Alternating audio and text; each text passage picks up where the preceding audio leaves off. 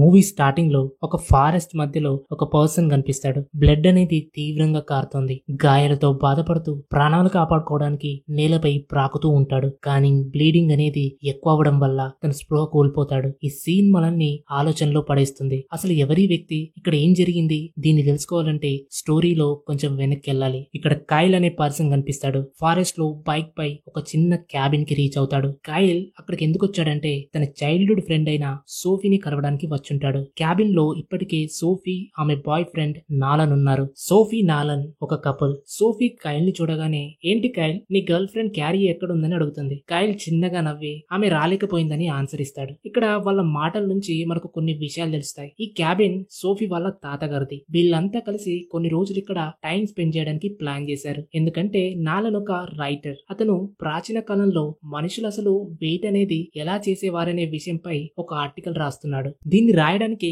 నాలన్ స్వయంగా వేటాడి ఒక ట్రూ ఎక్స్పీరియన్స్ ని పొందాలనుకుంటాడు. అందుకే సోఫీ నాలన్ ని ఈ ఫారెస్ట్ కి తీసుకొచ్చింది. సోఫీ నిజంగానే ఒక నైస్ హంటర్ అయినా కూడా నాలన్ కి హంటింగ్ నేర్పించడానికి కైల్ ని రమ్మని చెప్పి ఉంటుంది. అయితే కైల్ కి ఒక షాకింగ్ విషయం తెలుస్తుంది. సోఫీ ఇప్పుడు ఒక వెజిటేరియన్. కైల్ షాక్ తో, ఏంటి సోఫీ, ఇంత చేంజ్ ఎప్పుడు జరిగిందని అడుగుతాడు. అప్పుడు సోఫీ, కొన్ని సంవత్సరాల క్రితం నేను హంటింగ్ వెళ్ళినప్పుడు ఒక జింక నా ముందుకొచ్చింది. దాని కళ్ళలోకి చూసా. దానికి కూడా ఫ్రీడమ్ ఉందని అనిపించింది. ఆ క్షణంలో నా మనసు మొత్తం మారిపోయింది. అప్పటి నుంచి ఏ యానిమల్స్ ని కూడా చంపరని నాకు నేనుగా ప్రామిస్ చేసుకున్నానని సోఫీ కైల్ తో చెప్తుంది. ఇక కైల్ కి సోఫీ మాటలు చాలా బాగా అనిపిస్తాయి. ఆ తర్వాత కైల్ నాలన్ కి ఆరోస్ ని ఎలా షూట్ చేయాలో నేర్పిస్తాడు. నాలన్ ఆరోస్ పై కొన్ని వర్డ్స్ రాసి ఉండడం అబ్జర్వ్ చేస్తాడు. ఈ వర్డ్స్ ని ఎందుకు రాశారని నాలన్ కైల్ ని అడుగుతాడు. అప్పుడు కైల్, చిన్నప్పుడు సోఫీ నా కోసం ఈ ఆరోస్ ని తయారు చేసింది. ఇవి ప్లాస్టిక్ కాదు, పూర్తిగా నేచురల్ గా దొరికే వస్తువులతో చేసినవి. అప్పటి నుంచి వీటిని నా దగ్గరే ఉంచుకున్నానని కైల్ నాలన్ తో చెప్తాడు. ఇక నాలన్ ఆరోస్ వేయడానికి ట్రై చేస్తాడు. కానీ ప్రతిసారి కరెక్ట్ గా షూట్ చేయలేకపోతాడు. టార్గెట్ అనేది మిస్ అవుతూ ఉంటుంది. సోఫీ నాలన్ ని చూసి నవ్వుతుంది. నాలన్ సోఫీని టీచ్ చేస్తూ, నువ్వంత గొప్పగా ఆరోస్ ని షూట్ చేయగలవు కదా, నాకు నువ్వే నేర్పించచ్చు కదా అని అంటాడు. సరే అని ఇక సోఫీ షూట్ చేయడానికి ఆరోని టార్గెట్ సైడ్ వేస్తుంది. కానీ సోఫీ టార్గెట్ కరెక్ట్ గా ఉండదు, అది మిస్ అవుతుంది. అప్పుడు కైల్ నవ్వుతూ, నువ్వు ఇంటెన్షనల్ గా తప్పించావు, చిన్నప్పుడు కూడా నన్ను ఇబ్బంది పెట్టకుండా ఉండడానికి ఇలాగే చేసేదానివని అంటాడు. అయితే నాలన్ కి ఆరోస్ వేయడం సెట్ కాకపోవడంతో కైల్ అతనికి గన్ ఎలా యూజ్ చేయాలో నేర్పిస్తాడు. చాలా సేపు ప్రాక్టీస్ చేసిన తర్వాత నాలన్ గురి చేసే టైమింగ్ కొంచెం బెటర్ అవుతుంది. రాత్రి అయిన తర్వాత సోఫీ మ్యూజిక్ వేసి డాన్స్ చేస్తూ నాలన్ ని కూడా రమ్మని పిలుస్తుంది. కానీ నాలన్ తన ఆర్టికల్ రాయడంలో బిజీగా ఉంటాడు. ఇక సోఫీ కైల్ కలిసి కార్డ్స్ ఆడుకుంటూ ఫన్నీగా ఉంటారు. ఇలా ఫన్ గా ఉండడం నాలన్ కి అస్సలు నచ్చదు. దీంతో నాలన్ కోపంగా డోర్ ని మూసేసి రూమ్ లోకి వెళ్లిపోతాడు. ఇక సోఫీ నాలన్ దగ్గరికి వెళ్లి, ఏమైంది, ఏంటి ప్రాబ్లం అని అడుగుతుంది. అప్పుడు నాలన్, సౌండ్స్ వల్ల డిస్టర్బ్ అవుతున్నా. అవును, కానీ కైల్ తన గర్ల్ ఫ్రెండ్ ని ఎందుకు తీసుకురాలేదని సోఫీని అడుగుతాడు. అక్కడ ఇద్దరి మధ్య కొంచెం చిన్న గొడవ అవుతుంది. ఇక సోఫీ కోపంగా అక్కడి నుంచి బయటకు వచ్చేస్తుంది. కైల్ వీళ్ళు మాట్లాడుకుందంతా కూడా విని ఆలోచనలో పడతాడు. కొద్దిసేపటి తర్వాత నాలన్ సోఫీ దగ్గరకు వచ్చి సారీ చెప్తాడు. అప్పుడే అక్కడికి కైల్ కూడా వచ్చి, సోఫీ ఏదైనా హెల్ప్ కావాలా అని అడుగుతాడు. సోఫీ పొటాటోస్ ని కట్ చేయమని చెప్తుంది. నాలన్ సోఫీ తనతో మాట్లాడడం లేదని గమనించి మళ్ళీ రూమ్ లోకి వెళ్లిపోతాడు. నాలన్ రూమ్ లోకి వెళ్లిన తర్వాత సోఫీ కైల్ తో, నువ్వు క్యారీని నిజంగా ఎందుకు తీసుకురాలేదని అడుగుతుంది. కైల్ అప్పుడు నిజం చెప్తాడు. మా ఇద్దరికి బ్రేకప్ అయిందని సోఫీతో కైల్ చెప్తాడు. ఈ మాట వినగానే సోఫీకి చాలా బాధ అనిపిస్తుంది. ఆమె కైల్ ని హక్ చేసుకుంటుంది. వీళ్ళిద్దరి మధ్య ఒక మంచి ఫ్రెండ్షిప్ ఉంది. కానీ అది లవ్ అయితే అస్సలు కాదు, ఒక ప్యూర్ ఫ్రెండ్షిప్ మాత్రమే. తర్వాత సోఫీ నాలన్ తో, మా గ్రాండ్ ఫాదర్ మా నాన్నకి హంటింగ్ నేర్పించాడు. నాన్న నాకు కైల్ కి చిన్నప్పటి నుంచి హంటింగ్ నేర్పించాడని చెప్తుంది. అప్పుడు నాలన్, నేను ఎప్పుడు పెళ్లి గురించి ఆలోచించలేదు, కానీ సోఫీని కలిశాక నా మనసు మారిందని అంటాడు. అప్పుడు సోఫీ కైల్ తో ఒక సర్ప్రైజింగ్ విషయం చెప్తుంది. మేము ఆల్రెడీ ఎంగేజ్మెంట్ చేసుకున్నాం, త్వరలో ఇక మ్యారేజ్ అని కైల్ కి సోఫీ చెప్తుంది. ఇది విన్నాక కైల్ మాత్రం షాక్ లో ఉంటాడు. సోఫీ అంత తొందర ఎందుకు నిర్ణయం తీసుకుందని కైల్ అనుకుంటాడు. వాళ్ళు కేవలం 1 year నుంచే కలిసి ఉన్నారు. అప్పుడు సోఫీ, నిజం చెప్పాలంటే నాలన్ గురించి నాకు కంప్లీట్ గా తెలీదు, కానీ నాలన్ ఒక గుడ్ పర్సన్. కైల్, నీకు ఈ విషయం నేను ముందే చెప్పలేదు, సారీ అని కైల్ తో చెప్తుంది. చెప్తుంది. ఇక అదే రోజు రాత్రి కైల్ అండ్ నాలన్ కలిసి ఇద్దరు కూడా డ్రింక్ చేస్తారు. తాగిన మైకంలో నాలన్ నీకు సోఫీ మధ్య ఎప్పుడైనా ఏదైనా జరిగిందా అని అడుగుతాడు. కైల్ కి అప్పుడు కోపం వచ్చి నాలన్ అలాంటి మాటలు మాట్లాడొద్దని వార్నింగ్ ఇస్తాడు. నాలన్ ఆ విషయాన్ని అక్కడే ఆపేయకుండా మళ్ళీ సోఫీ చెప్పింది 18 ఏళ్లప్పుడు మీరిద్దరి మధ్య ఏదో జరిగిందని అంటాడు. కైల్ దానికి ఏం ఆన్సర్ ఇవ్వకుండా సైలెంట్ గా ఉంటాడు. నాలన్ సోఫీ రూమ్ లోకి వెళ్లి మళ్ళీ అదే విషయం గురించి మాట్లాడతాడు. అప్పుడు సోఫీ నాలన్ కైల్ గురించి జెలసీ ఉండాల్సిన అవసరం లేదు, అది చిన్నప్పుడు చేసిన తప్పు, మేమిద్దరం దాన్ని ఎప్పుడో మర్చిపోయామని ఎక్స్ప్లెయిన్ చేస్తుంది. ఇక నాలన్ సారీ చెప్తాడు. కానీ ఈ మాటలకి కైల్ బాగా హర్ట్ అవుతాడు. నెక్స్ట్ డే మార్నింగ్ కైల్ ఇంకా నాలన్ ఇద్దరు కూడా ఫారెస్ట్ లో హంటింగ్ కోసమని వెళ్ళడానికి రెడీ అవుతారు. సోఫీ నాలన్ కి ఫోన్ తీసుకెళ్లమని చెప్తుంది. కానీ నాలన్ ఫారెస్ట్ లో నెట్వర్క్ ఉండదు. కైల్ ఉన్నాడు కదా, నాకేం భయం లేదని చెప్తాడు. సోఫీ కైల్ కి ఒక బుల్లెట్ ఇచ్చి మా నాన్న హంటింగ్ వెళ్ళేటప్పుడు ఎక్స్ట్రాగా ఒక బుల్లెట్ తీసుకెళ్లేవాడు, నువ్వు ఈ బుల్లెట్ ని నీ దగ్గర ఉంచుకో అని చెప్తుంది. అప్పుడు కైల్ సోఫీ నువ్వే నాలన్ కి హంటింగ్ నేర్పించచ్చు కదా, నువ్వు నాకన్నా బెటర్ గా హంటింగ్ చేస్తావు కదా అని అంటాడు. నా వల్ల యానిమల్స్ చనిపోవడం నాకు ఇష్టం లేదని సోఫీ ఆన్సర్ ఇస్తుంది. ఇక కైల్ నాలన్ ఇద్దరు కూడా ఫారెస్ట్ లోకి వెళ్తారు. కైల్ నాలన్ కి హంటింగ్ కోసం కరెక్ట్ ప్లేస్ ఎలా సెలెక్ట్ చేసుకోవాలో చెప్తాడు. యానిమల్స్ యొక్క ఫుట్ ప్రింట్స్ అండ్ అవి ఉండే చోటు వంటివి చూడాలి, ఇది కొన్నిసార్లు గంటలు కూడా పడుతుందని కైల్ నాలన్ కి ఎక్స్ప్లెయిన్ చేస్తూ ఉంటాడు. ఒక రివర్ ఒడ్డున వాళ్ళు ఆగి హంటింగ్ కోసం ఎదురు చూస్తూ ఉంటారు. అప్పుడు నాలన్ నిన్న నైట్ జరిగిన దాని గురించి సారీ చెప్తాడు. డ్రింక్ చేయడం వల్ల అలా మాట్లాడాను, సారీ అని నాలన్ కైల్ తో చెప్తాడు. కైల్ ఓకే అని తల ఊపి సైలెంట్ గా ఉంటాడు. కొద్దిసేపటికి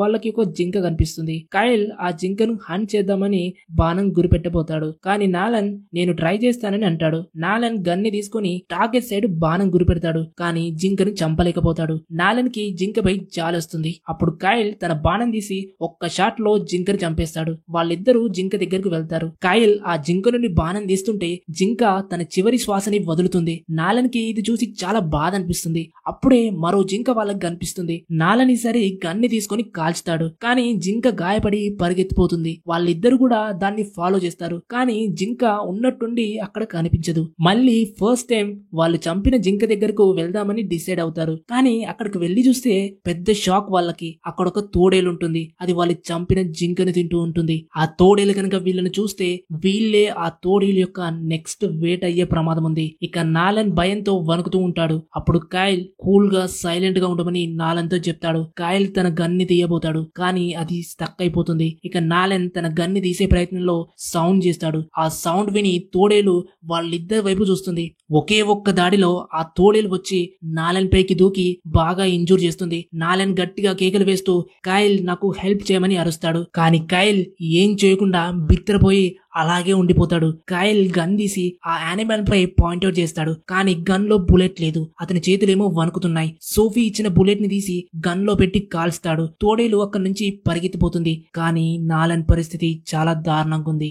నాలన్ కి ఒకవైపు రక్తం కారుతూ నేను శ్వాస తీసుకోలేకపోతున్నా, నాకు హెల్ప్ చేయమని కైల్ తో చెప్తాడు. కానీ కైల్ భయంతో వణుకుతూ నాలన్ ని అక్కడే ఫారెస్ట్ లో వదిలేసి తన బైక్ తీసుకుని క్యాబిన్ సైడ్ వెళ్తాడు. బహుశా కైల్ నాలన్ ని అలాగే ఆ ఫారెస్ట్ లో చనిపోనివ్వాలని అనుకున్నాడేమో. ఇక క్యాబిన్ కి చేరుకున్న తర్వాత కైల్ సోఫీతో మేము హంటింగ్ చేస్తుండగా నేను కరెక్ట్ గా షూట్ చేయలేకపోయాను, నా టార్గెట్ అనేది కంప్లీట్ గా మిస్ అయింది, అంతలో ఒక తోడేలు వచ్చి మాపై దాడి చేసిందని సోఫీతో చెప్తాడు. సోఫీ అది విని షాక్ అవుతుంది. ఈ ప్లేస్ లో పాస్ట్ 5 years నుంచి తోడేళ్లు కనిపించలేదు, నాలన్ ఇప్పుడు ఎక్కడున్నాడని అడుగుతుంది. కైల్ భయపడుతూ తెలియదని చెప్తాడు. నాలన్ ఇంకా బ్రతికే ఉన్నాడా అని సోఫీ అడిగితే కైల్ మళ్ళీ తెలియదని ఆన్సర్ ఇస్తాడు. ఇక సోఫీకి పిచ్చ కోపం వస్తుంది. నువ్వు నాలన్ ని చనిపోవడానికి అక్కడనే వదిలేసి వచ్చావని అరుస్తూ ఉంటుంది.